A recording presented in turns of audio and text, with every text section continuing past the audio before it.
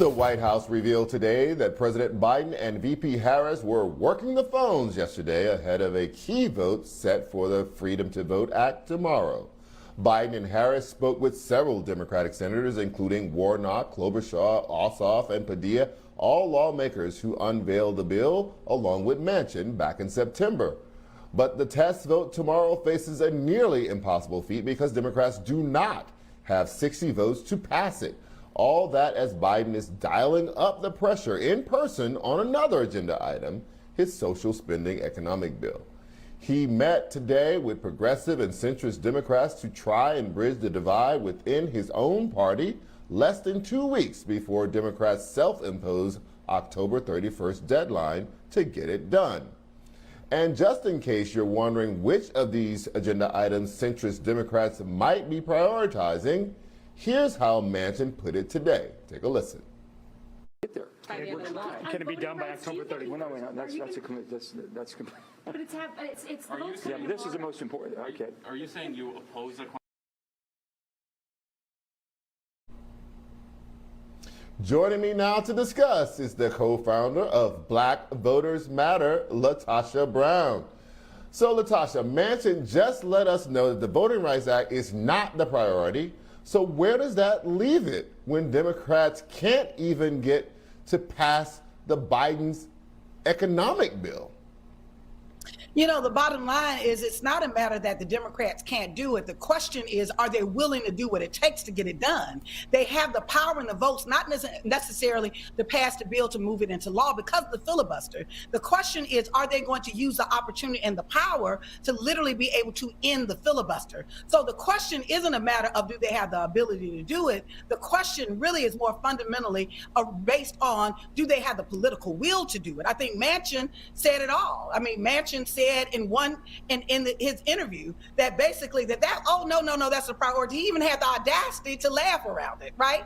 And so we even hear this message coming from the White House. There's a consistent message that consistently says that voting rights is just another issue, when in fact I think part of that is part of the strain that we deal with in racism in this country, that unfortunately white America has not recognized that and particularly white Democrats have not really recognized that their fate is actually tied in to the fate of Black voters and voters of color in this country. So Schumer has set up this test vote for tomorrow for the Freedom to Vote Act. It is sure to fail. So what is the tactical reason for doing this? You know, that's a really good question. I don't have the answer to that other than I think that we have to really move beyond what I call performative politics. At the end of the day, right now, as we speak, what we're seeing is redistricting. We're seeing states like Texas where you literally may have two Black representative seats that are literally, the Republicans are trying to eliminate one of those seats. We're seeing currently in the state of Georgia where Black voters and voters are being purged from the polls. We're actually seeing where they're taking over.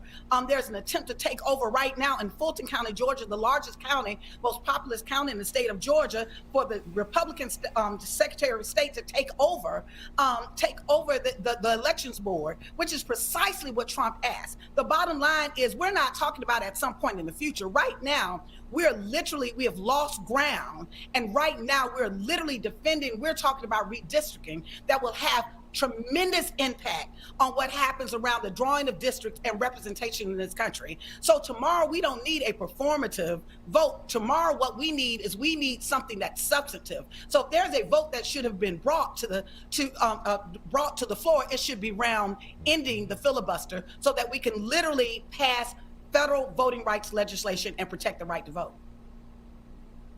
So Manchin helped to write this new voter protection plan. I think the strategy on the Democrats' part is to say if he is involved in writing, he has a vested interest in it. And so when Republicans filibuster it tomorrow, he will have pressure on him to protect the thing that he helped to write. Do you think that that is how it is going to shake out? Let me say there's a couple of things. One, how's it shaked out so far? The bottom line is here we are right now. We're in October.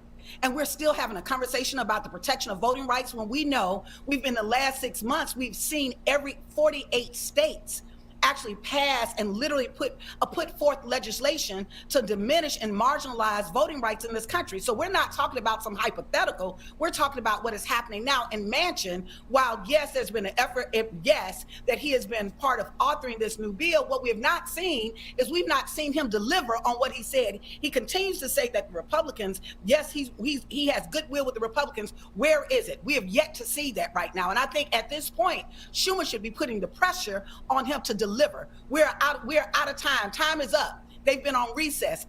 They're out of time around us continuing to go in this perpetual cycle to operate as we're moving, and we're not seeing real movement around pushing voting rights. Right. So rather than meeting privately with senators, should Biden be out talking to the American people about voting rights and his Build Back Better plan? Should he maybe deliver an address from the Oval Office about this to put pressure on the lawmakers and help to catalyze pressure from the public on the lawmakers? Oh, absolutely. Everything that he's doing about the Build Back Better, you can't talk about we're going to build infrastructure in this country at the expense of allowing the Democratic infrastructure to collapse. You can't talk about, yes, we're going to bring about this Build Back Better America at the expense of Black voters being marginalized and punished because we actually showed up and voted in record numbers in this last election cycle, that we know that the voting suppression bills are targeted towards this constituency group, as well as other communities of color and Democratic-leaning voters. And so I think it's really important, and we've got to be diligent around sending the message that it's a non-negotiable, that our voting rights, that should not be a partisan issue, but we put Biden in office and we have to hold him accountable that yes, he should be out using, not only just going around the country talking about it, but he has something available to him.